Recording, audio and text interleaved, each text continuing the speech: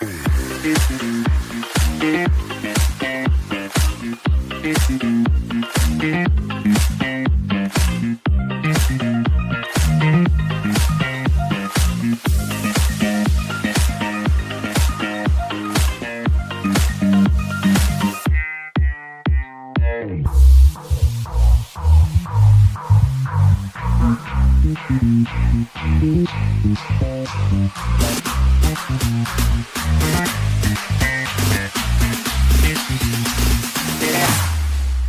we go now.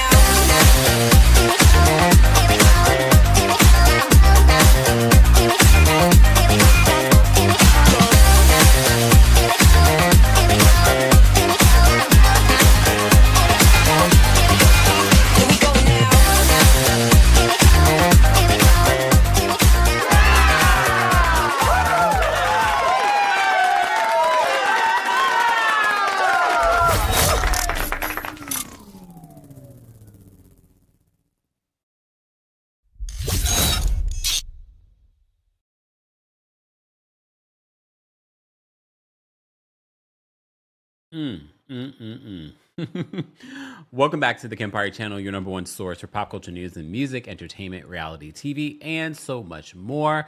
This is our weekly recap of the Real Housewives of Orange County. It is pre-recorded because ain't nobody got time for that. And Monique Samuel's infamous words.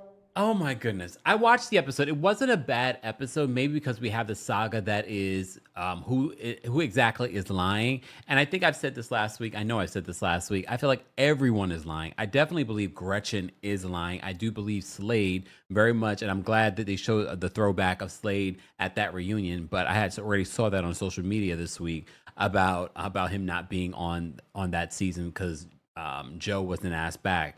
And Andy had to correct him. It was like, well, there would be no need for you because Joe was not going to be on the season. And Slade's like, yeah, I know that. Slade probably laid the groundwork for all the thirsty husbands that we're currently dealing with when it comes to Real Housewives. And I do believe that Slade and Gretchen are lying here. We have it on camera for the most part. And now they want to spin it and say, well, no, I said it this way. I said I should have gone to the hospital. Here's the thing, though. And if you listen to the podcast version of our recap, I'm going to add the Katie Janela interview that she did with Entertainment Tonight, my reaction to it, along with the mid-season trailer that dropped. The mid-season trailer, I would just say, literally is mid, meaning that it's not really great for what we can see for the rest of the season. Very clearly, we're not going to see a lot of Katie, but I'm actually okay with that. Here's the problem with the Katie, Team Katie folks. They were like, Team Katie, I don't care, because you have no actual reasons to be Team Katie besides hating this cast. And I get why you don't like this cast, because this cast includes Tamra and Gina that have nothing else going on. Shannon has nothing really else going on. Heather Dubrow, those beautiful gowns. A lot of these people have nothing else going on. And I get why the fans are turning on the cast, because they're like, here we go with a gang up. No one likes to see a gang up. But what I've noticed with Katie Janela, she is not innocent. And yes, all of these housewives lie, but there's something very dark and sinister about Katie Janela and her lies. And I really tried to let go of what we discovered last season in regard to that road rage incident. But it's really... Again, I'm a strong believer. Dr. Maya Angelou said it best. When people show you who they are the first time, believe them. An incident like that in my real life, I would probably be like, yeah, I'm not fooling with someone like that. On this show, unfortunately, I try to keep an open mind when we come into this new season. I was like, let's start anew. All right. So we do get Katie in this episode. Not sure if we're going to get Katie in future episodes. She did confirm that she will be going to the reunion. The only person she is in communication with is Tamra. And you're probably wondering, after watching this week's episode, how exactly do we get to the place where Tamra is good friends with Katie? And in this episode, it seems as if Tamra and Gretchen put their beef aside and they decide to move forward. Well, if you saw the mid-season trailer, you saw that doesn't last long at all. It doesn't last long at all. I'm not surprised because we have to remember who we're dealing with. Tamra loves to apologize. You know, they used to call Ramona the apologizer. So is Tamra. She'll apologize, take ownership for it, and make it seem like she really genuinely means it. And then she will do something again. But we shall see how we get there between her and Gretchen. Again, Gretchen's downfall is Slade. But Gretchen, I don't believe you either. Not a tear was shed during that Kiki Monique interview or conversation. All right. Where do we even go? Okay, speaking of Kiki Monique, I did see the clip. Shout out to our friends over at Bravo and Snarkside. Matter of fact, I will actually play the clip for you guys because it's from the podcast that Teddy Mellencamp and two twats in a pod, whatever they call it. I don't even know what they call it. Okay. In the twat seat, it's what it's called. This particular, they have so many different iterations of their podcast. I'm like, oh my god, who gave them all of these damn iterations? But okay, whatever. Let me just bring up for you guys what was said on this podcast as to who may be the originator of the Gretchen allegedly telling Kiki Monique about it. So they're saying that it was Sheena. Take a listen to what was said. Let me just Before we left Spain, we all left. Hold on, that was Real Housewives of Miami. Hold on. What I was told, that's Teddy. Who knows if this is true, but I was told that Gretchen and Sheena are very tight. You were told by who? Who told you? Yes. And that Sheena told Kiki. It should be noted that Kiki does collaborate with Sheena on her podcast. I have heard that from multiple people too. The person you're hearing speaking is Katie Janela, because conveniently her only ally is Tamra. Okay, so I'm glad that we got that figured out. So, I heard that they are very tight. So there's multiple sources that could have told Kiki. There is an account that was created just for this. I was sent. What? I'll send it to you if you would like me to. And actually, they sent it to Matt, and Matt sent it to me. And he was like, this is how it makes sense. And it was Sheena. There's clips of Sheena calling Gretchen with Kiki on their podcast together saying how. I don't know about you. There's a person in the comments section that says, I'm so confused at this point. At the same time, I am over it. That's exactly how I'm feeling. Because you know what? I think the reason why I'm over it is because I don't feel like there's any innocent party here. I don't feel like there's anyone telling the truth. And when you feel like everyone is lying and you know that you're never going to get to the bottom of something, so it's like, why are we even discussing this at this point? It's not even worth it. How do we get you back on the show? How do we do this? And it's also, it's this stream of like 20 slides of how it makes sense. What I was... Lord, Katie, you're grasping at straws as well. All right. But again, I'm team no one because I feel like Gretchen and Slade are lying. I do believe that Gretchen and Slade wanted to twist this or come up with some sort of storyline. I do believe this cast wanted to push Katie out and bring Gretchen in as a full-time, I was going to say peach holder, orange holder. I believe that. They're not above doing something like that because they really felt like Katie wasn't fitting in with them. Is it because she's Asian? I don't know. Let's ask Matt and his spicy Asian name for her in the phone. I saw she came out and said, I put it in there as that. Okay, girl. Look, for those of us that are going to have that talk, let's have the conversation. We know men very much like Matt that fetishize Asian women. Please understand, he put her name in there like that. But she's going to protect him because they protect each other because they're cut from the same cloth. We were saying this the other day. Matt is not, he's a little shaky too. But anyway, let's move on. What happens in this episode that's even worth talking about? All right. I just want to remember certain things. So at the top of the episode, I didn't take any notes, guys, because I'm not invested in Real Housewives of Orange County. So when you guys asked me to go, I should go back and rewatch, and it probably had amazing seasons. But there was a reason why I just never gravitated to Orange County. Okay. I watched every other season in every other city, including Dallas. I just never gravitated to Orange County. Nope. Anyway. So at the top of the episode, we had, what was it, Gretchen and Emily going to get their testosterone. Fine. Fine. All right. I'm sure they probably talked about Katie at some particular point. Whatever. Okay. Let's get to the nitty gritty of it all.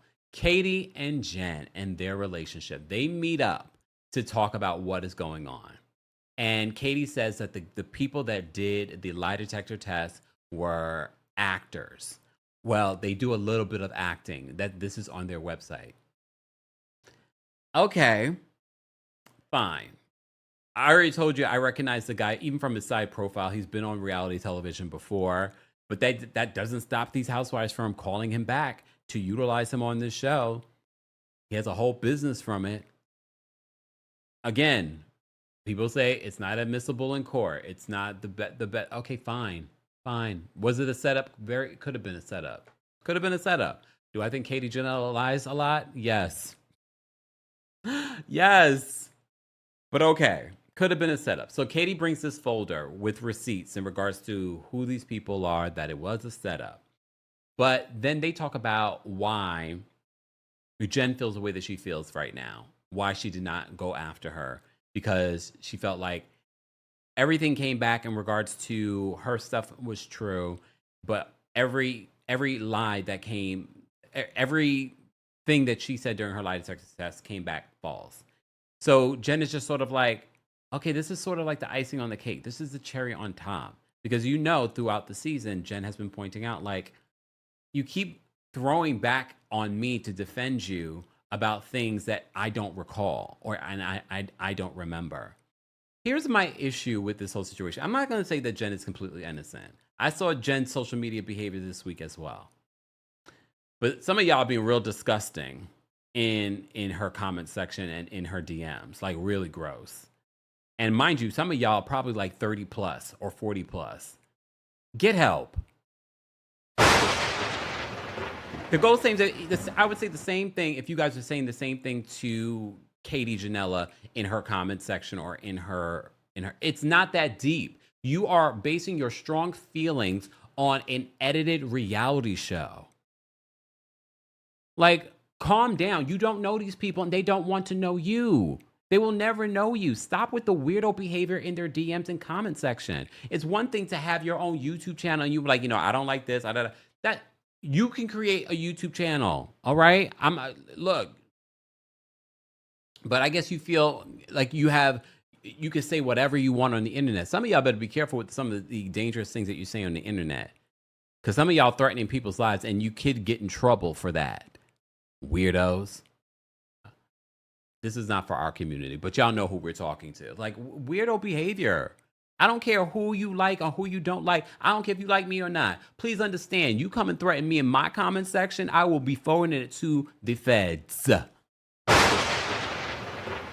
And to YouTube. That way you will never be able to create another YouTube account ever again in life.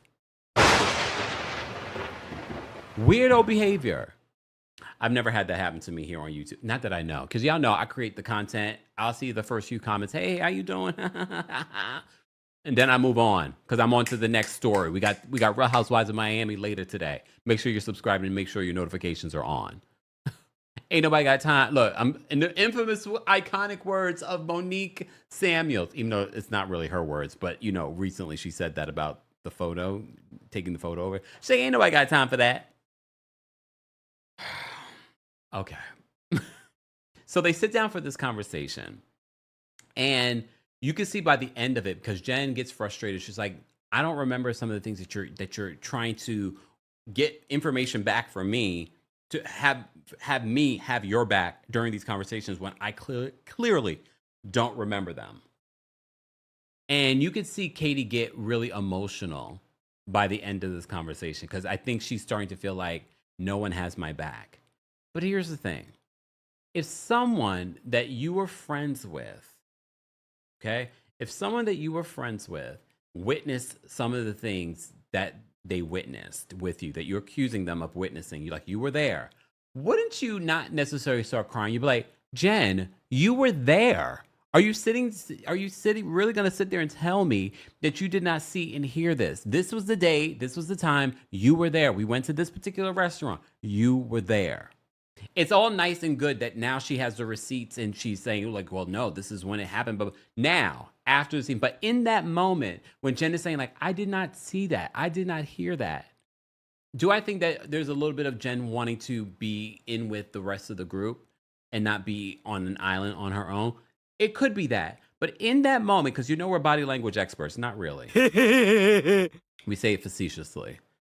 But in that moment, for me, what I sense, this is just what I sense. I'm not saying that it's fact, because some of y'all will get in the comment section thinking that what I'm saying is fact. We can't say anything is fact because we, of all the people watching this, have no idea what really went down. We can try and put together and piece together what could have went down, but none of us really know. Can we all agree? None of us really know what went down. But okay. So they had this conversation. They go back and forth. Katie has her receipts, and then it ends in a weird space, basically that they're not friends anymore. And you see later on in Katie Janelle's conversation with her husband Matt that she's like, I still miss Jenn. If someone really betrayed you in this way, and I know, you guys will be like, well, they were really close, blah, blah, blah. They just met last season. And yes, they could have been really close and got really close because of this journey. Very possible. But this is a Johnny-come-lately friend. This is not a friend of many, many years. And yes, they could have opened up to each other and shared so many different things. Fine. But this is a new friend. She's like, I still miss Jenn. Jenn allegedly turned on you this season. This is what you're accusing her of. But you still miss Jenn? She hasn't had your back at all in regards to what you've accused her of. I find that interesting. I found it interesting in that moment. I see Katie's tears in that moment as a way of her like, I have no support. I have no one left on this cast. The one person I thought that would have my back no matter what, right or wrong, lie or truth, doesn't have my back, and she is done with me. I saw a young Katie probably being triggered from her past and being triggered from a very similar situation. That's what I saw in that moment. And did I feel for her? I did. But at the same time, I'm like, damn, Katie, what did you create here? And when you listen to the podcast version of this, I talk about the things that she said about Kiki Monique in this interview with Entertainment Tonight. People want to start painting bloggers, content creators. Not all of us are created the same. Not all of us are liars, are here for clout. Not all of us do things for clicks and likes and views. Kiki Monique, I don't know Kiki like chapter and verse. We're not best friends. I just know her from her work and my interactions with her. And what I've gotten from Kiki over the years is not clout chaser. There are plenty of opportunities where she could have been a clout chaser. Do I think that maybe what I personally would not do is sit down and have lunch with any of these new housewives or housewives in general? Why keep a healthy distance? This is exactly why. Because they will try and pull you in, use you, and then discard you later and be like, oh, she's just doing it for clout. That's where Katie Janella loses me. Because she says in the interview, I wanted to connect with her as two people of color on this platform, blah, blah, blah, blah, blah. No, girl. No. Now you're trying to paint Kiki out to be a clout chaser. You're trying to discredit her. If anything that we have as content creators, journalists, bloggers, whatever, credibility is so important. And I'm sure there are plenty of people that followed Kiki because they enjoyed her work over the years because of Housewives stuff that are now turning on her because of what Katie has been putting out there on this Black woman. I'm just saying, I feel like people need to base your opinion not based off of what Katie, who has had a lying problem and apparently may have lied on another person of color during that road rage incident, allegedly. So I'm keeping my foot on her neck. I don't care what no one says, because there has been a huge pattern that people want to ignore. You can say that these women have a pattern of talking to bloggers and lying, but we can't deny that Katie definitely did this, definitely lied multiple times. So that conversation ends badly. Okay. We also have another scene based off of this, I wonder if this was production, because it seems as if they were trying to pull in Gina's ex's current girlfriend, fiance, I don't know what they are now. The one that looks like Kelly Dodd. She didn't look that much like Kelly Dodd in this episode. It felt like they were trying to pull her in as maybe a replacement. Didn't it feel that way? And then we see Joe again at the beach party. But we find out that Matt had a heart attack. It sounded really scary. What I did love about this moment was seeing this example of how you can, as a divorced couple, co-parent and get along. So they share this really emotional moment, saying that Gina was very glad and happy that she was there to help Matt, because she's like, I don't even know how I would have that conversation with my kids if Matt had died. So Matt eventually comes, and he's just like, yeah, he has to live a new lifestyle because of this heart attack. So we had that moment. We have another moment later in the episode with, was it Shannon, Gina, and Emily? And of course, they're talking about the Katie of it all, and Jenn brings this information in regards to the because there was another scene with Heather and Jenn and Tamra, which was interesting to see, because we were like, wait a second, Tamra and Jenn do not get along. But at this particular point, Tamra is not Team Katie. They're not. Because at the lie detector test, we see Gretchen and Tamra hug it out. That was like the first time they sort of kind of made amends, because they both were on the same page in regards to that. But later in the episode at the beach party, Tamra calls Gretchen out for what she said in New Orleans. I know there's so many different scenes. Again, I didn't take notes. Y'all gonna have to deal with it. You don't like it, you don't have to be here. I'm not passionate about Real Housewives of Orange County this season. It's just not worth it at this particular point. All right. So where was I? So we have this scene with Emily, Shannon, and Gina, and they talk about Katie and the whole conversation about the lie detector test and the proof that Katie had, and they're like, oh, whatever, she's as mad as she got caught, whatever. The same conversation was had with Heather, Tamra, and Jenn.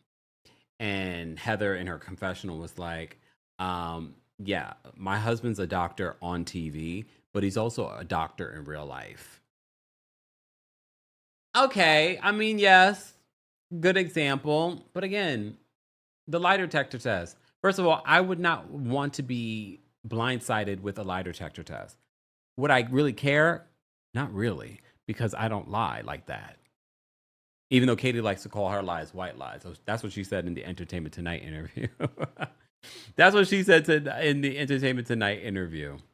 Guys, a reminder, don't forget to like this video. Don't forget to subscribe to the channel. This is subscribers only live chat. And don't forget, you can also listen to our extended version of our Real Housewives of Orange County recap on the Kempire podcast. While you're there, don't forget to give us a 5-star review on Apple Podcasts and on Spotify.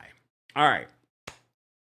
The other thing I wanted to remind you guys, because I almost forgot, we have a live show. Our final live show a week from today will be here in New York City at the Green Room 42 featuring the Brooke Ashley. So go get your tickets today if you haven't already, if you are in the New York City tri-state area. This show has an exclusive live stream option, so you will be able to watch it with all of us at the same time. And you have an extra cool part to this, especially for those of you that are in other parts of the world. You will be able to watch it for a week. So again, ticket information will be available for the Kempire After Dark Villain Era live experience coming to New York City on September 12th at the Green Room 42. Get your tickets today. All right.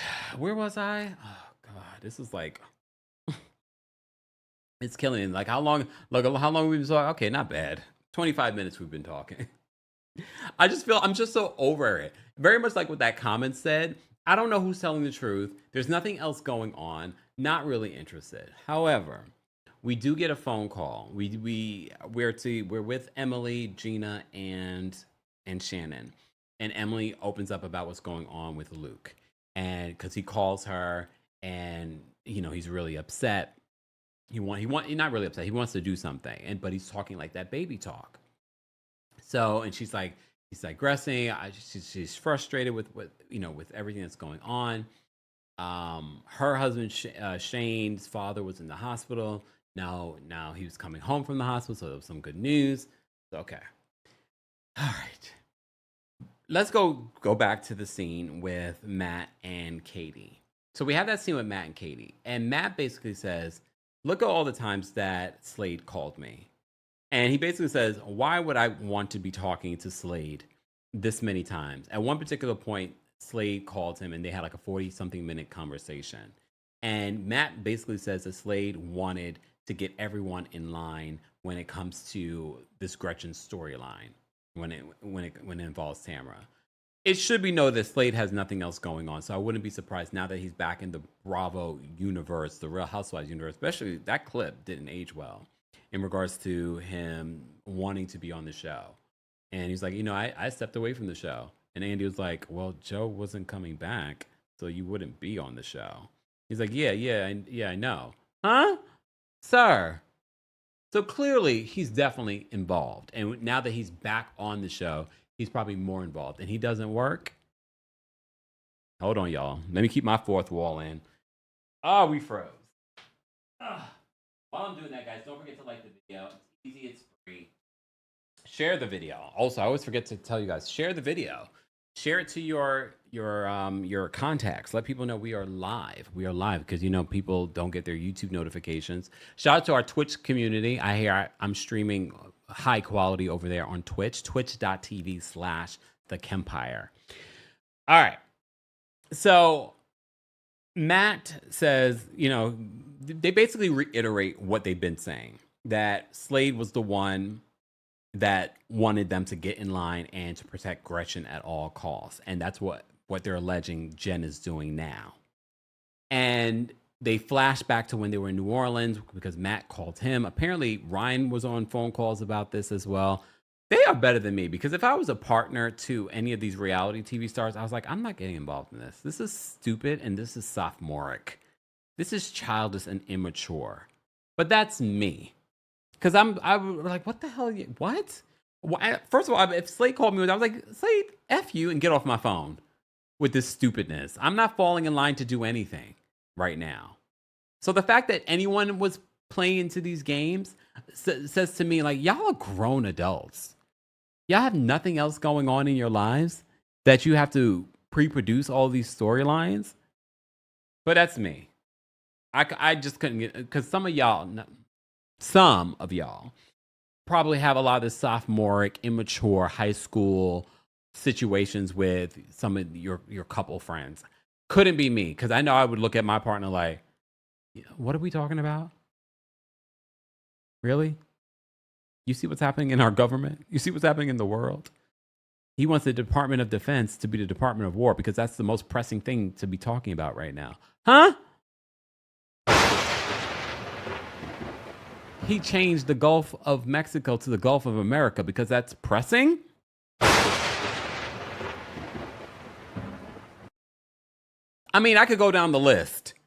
So, I mean, now more than ever, I would look at my partner like, this is not something that we need to be worried about. But then y'all already know I would not be on reality television. So my partner wouldn't ask me to be doing this stupid stuff. But I probably would say the same thing because I say this with some of my friends sometimes. I'm like, what are we talking about? Why is that important? But that's me. Some of y'all be like, because I'm snooty and I'm above it all. No, I have other things for us to be talking about. Like Big Brother. I did not watch it yet. Do not spoil it for us in the chat. I'd much rather talk about that. But anyway. All right, so they had that conversation. What stood out to me in that moment between Katie and Matt was nothing that they were saying, because I believe he's going to defend Katie right or wrong. And a lot of you say, I mean, as a husband should. As a husband should. Fine. What stood out to me in that moment was how he labels his wife. My spicy Asian? I know she's been on social media now saying, I put my name in there as that. No, you didn't. More lies. Lies! The lies! Come on. We already know these men, white men specifically, fetishize these Asian women all the time. I'm pretty sure he did. He did that. But girl, go off. Again, protect each other. That's your partner. Fine, girl, you like it. We love it for you. But we see through all of it. At least I do. That's why you blocked me, because you knew I see through it.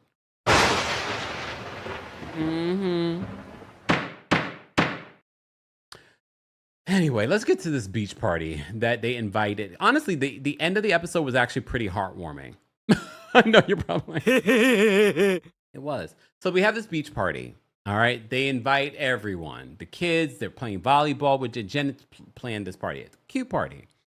All right. It's definitely not a party given by Heather Dubrow. This is why I say Heather's necessary for this show. Okay.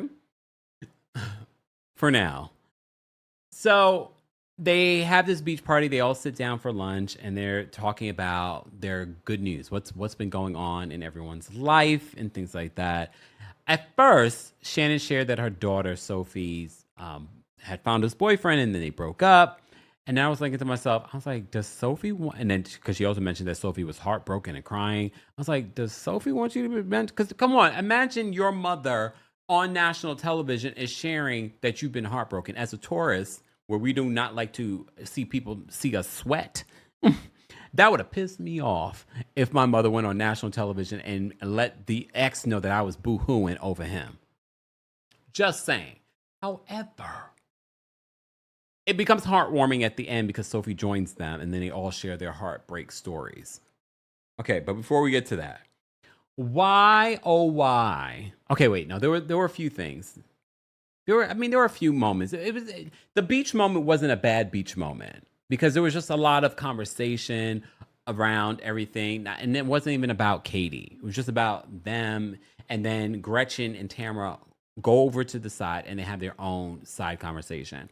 Heather says it's so weird to see these two not get along because, and they did a lot of flashbacks in this episode. As someone that doesn't watch Real Housewives of Orange County chapter and verse from the early years, it helped to give me context, and I think that's why production did it. But at the same time, it made me go like, did you guys just not have a lot that you felt like you had to fill things in? I don't know. But I guess it helps to give context. But at the same time, it's like, why are we still talking about 15-year-old beef? You guys don't like each other. That will, and based off of this season, we're going to remind it, they do not like each other. Stop trying to force something to happen. Heather, though, points out that when she came into this group, they were friends. She went to Tamara's wedding. Heather was in Tamara's wedding. But fine. One of the things that they talked about in this episode, they were like wondering what's Heather's episode? No, it was in the trailer where they talk about Heather and her undying loyalty to Tamara. It's weird, but we've been saying that it's weird. We don't know what it is. Oh, no, we do know what it is because Heather later admits, I think it's in the mid-season trailer, that the person she trusts the least, I think that's the phrase that they use, was Tamara. So that makes sense why she doesn't want to turn on her. Who knows? Who knows? Maybe she's heard similar things that Amir said that Katie told him. But okay. Whatever. Allegedly. Everything that I say in this recap is alleged in my opinion. So just an FYI, this is a review. This is not news. Okay.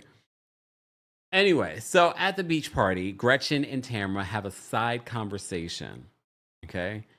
And you can only imagine what it was like. You guys watch it. I'm not going to rehash every little single detail. But that's exactly what they do. They rehash every single detail of their issues from over the years. And then production inserts those issues. Like there are many issues that they've had. Eventually, after they've rehashed their issues from over the last 15 years, then they say, I'm willing to move forward.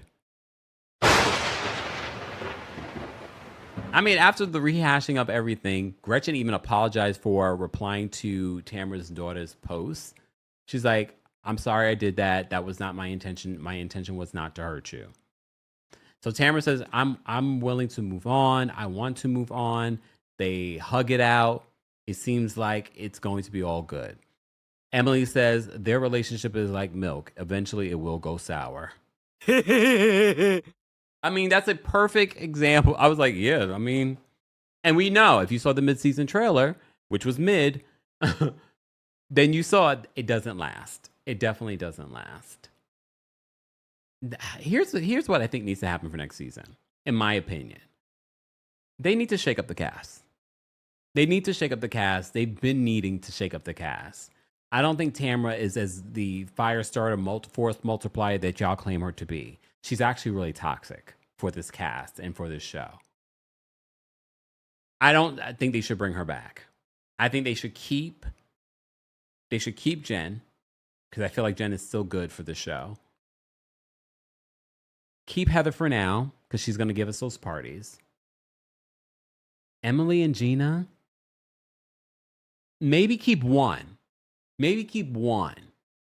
It's not going to be Gina, though. Because Gina's just not going to be able to bring any sort of lifestyle that people are interested in watching. And she's been on here way past her expiration date. If they want to bring Katie back, they can. I'm okay if they don't bring Katie back next season. Katie is not who y'all think she is. Katie is also not that interesting.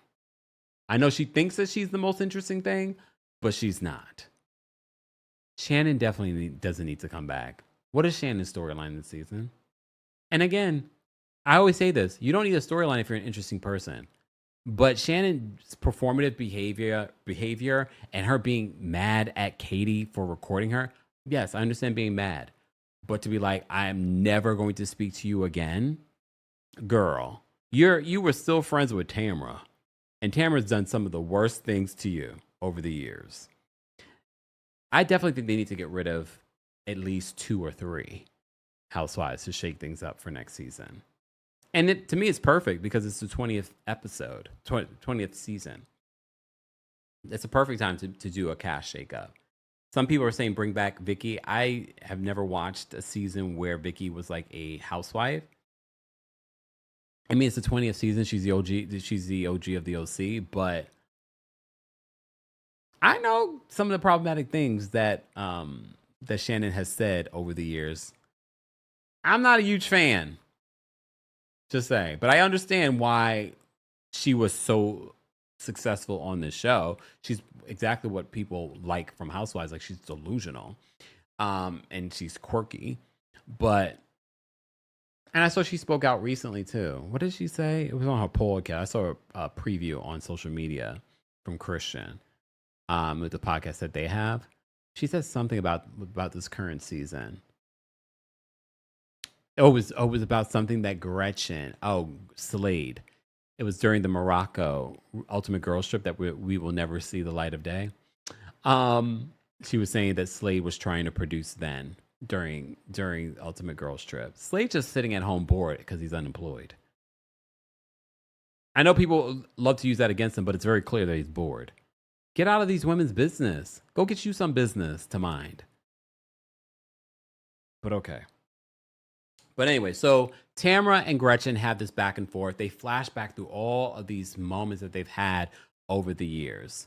It was good for me to watch because I didn't know all of these moments. But at the same time, I was like, y'all clearly don't like each other. You've had these ups and downs for many, many years. And at one particular point, Gretchen says that, because you called him a deadbeat, it's hard for him to get jobs. Tamra really wanted to act like she was concerned. And she's like, is that why he has not been able to get a job because of that? Oh my God, I'm so sorry. No, you're not. No, you're not. And I'm honestly, it's Slade's behavior on this show is the reason why he probably can't get a job. I don't know if he's a deadbeat or not. Some of y'all said that he is a deadbeat, but whatever. Whatever. I don't know. He definitely seems thirsty. He definitely gives Simon Gobadia. He definitely gives Peter Thomas vibes. If anything, he's worse than them. I'm going to be honest with you. Because he's like real actively trying to go up against these women in the crew. But okay. So they make amends though. We shall see how long it lasts. It won't. We saw in the mid-season trailer, it does not last. Probably during the Amsterdam trip. All right. So the best part of this episode for me, Sophie joins the group, Shannon's daughter. She joins the group and they point out like, your mom told us about what happened. Again, embarrassing. But they have a suggestion. How about we go around the table and talk about our worst breakup? So they go around and talk about their worst breakup. Heather shares one. Jenn shares one. Tamara shared one. That was scary. That was real. She went to her ex-boyfriend's house, tore up his leather coat. And then when he came, she had the knife in her hand and he was with his new girl. Sounds about like Tamara. So she's been nutty all her life. Real Virgo like. Sorry, Virgos. Happy Virgo season. Anyway. So they go around and they tell all their breakup stories. Gina's like, of course, my worst breakup has to be my divorce. Joe is there, and her worst breakup, very obvious. They replayed that. I saw this clip before as well. When Slade broke up with her on camera in therapy. So, and Heather was just like, you know what? This is just letting you know you will look back on this in a few years and be like, you know what? You will be able to laugh about it. And for me, that was the best part of the episode. I could care less about this Katie and them and the lie detector test. I was like, this was actually a really heartwarming moment, a real sisterhood amongst these women. Would it have been nice to include Katie? I just feel like there's just so much more going on behind the scenes that we do not know about. Or they just don't like Katie and they're trying to self-produce and be like, well, we don't like her, so we want to X her out and bring Gretchen in. Honestly, I know I said this last week that it feels like Gretchen has a lot more going on. I'm surprised she didn't get an orange. But no, because I don't want her to get an orange. I don't want her to get full-time because it's clear that's what they want. And Slade would be involved, very much involved. And I wouldn't be surprised if he's not working. He wants her to get this Bravo check as a full-time player. Probably to help whatever other businesses that they have. This cycle of reality television, I keep telling you guys. I keep telling you.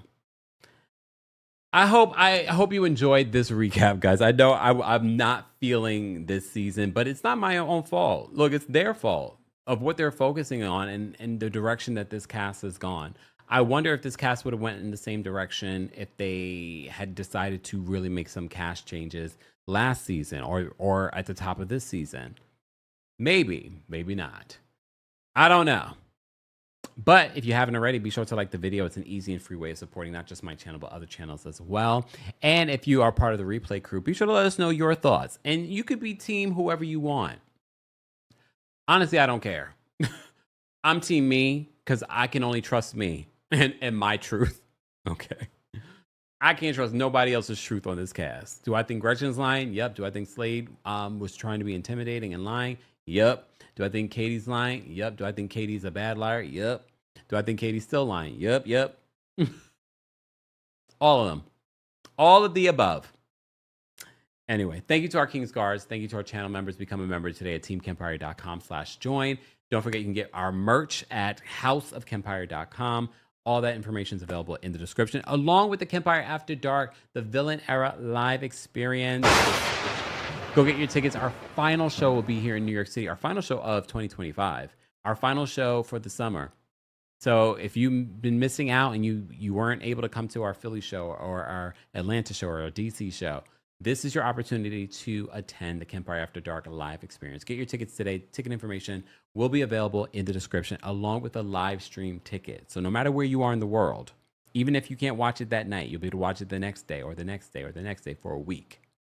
All right. Ticket information will be available in the description. The Brooke Ashley will be opening up for us, so make sure you get your tickets. All right, y'all. I will see you guys later. I'm done with this recap and I'm done with the show, but I will see you guys during our Real Housewives of Miami recap later today. That will be live and in living color, and I'm sure our girls brought it. I'm actually looking forward. Again, have I loved everything about Real Housewives of Miami this season? No, but our girls have had a stellar season 4, season 5, season 6, and season 7 has been entertaining. All right, they just have the magic, and that's because we got a little bit of a reboot with them. But I wouldn't mind seeing some cast changes for Miami for next season. Not dramatic, just 1 or 2. Bye, y'all. Here we go now.